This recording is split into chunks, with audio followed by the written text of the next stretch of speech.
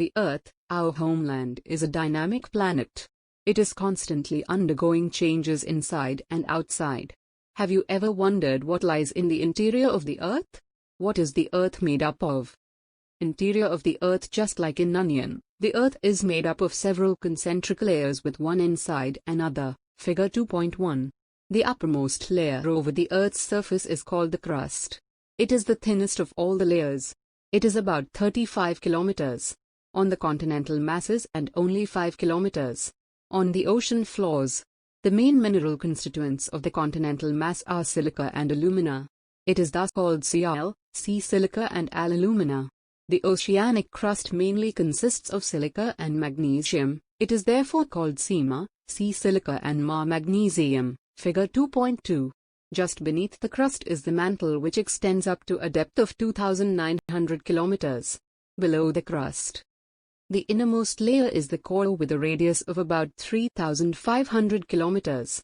It is mainly made up of nickel and iron and is called Ni, nickel and ferrous iron. The central core has very high temperature and pressure. Rocks and minerals. The Earth's crust is made up of various types of rocks. Any natural mass of mineral matter that makes up the Earth's crust is called a rock. Rocks can be of different color, size and texture. There are three major types of rocks: igneous rocks, sedimentary rocks and metamorphic rocks. When the molten magma cools, it becomes solid. Rocks thus formed are called igneous rocks. They are also called primary rocks. There are two types of igneous rocks: intrusive rocks and extrusive rocks. Can you imagine lava coming out from the volcanoes? Lava is actually fiery red molten magma coming out from the interior of the Earth on its surface. When this molten lava comes on the Earth's surface, it rapidly cools down and becomes solid. Rocks formed in such a way on the crust are called extrusive igneous rocks. They have a very fine grain structure. For example, basalt.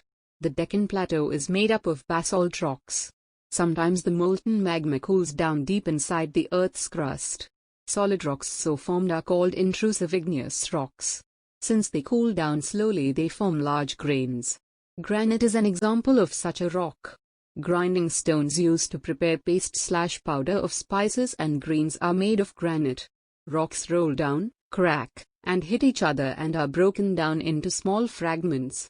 These smaller particles are called sediments. These sediments are transported and deposited by wind, water, etc. These loose sediments are compressed and hardened to form layers of rocks. These types of rocks are called sedimentary rocks. For example, sandstone is made from grains of sand. These rocks may also contain fossils of plants, animals and other microorganisms that once lived on them. Igneous and sedimentary rocks can change into metamorphic rocks under great heat and pressure. Figure 2.3. For example, clay changes into slate and limestone into marble. Rocks are very useful to us. The hard rocks are used for making roads, houses and buildings. You use stones in many games.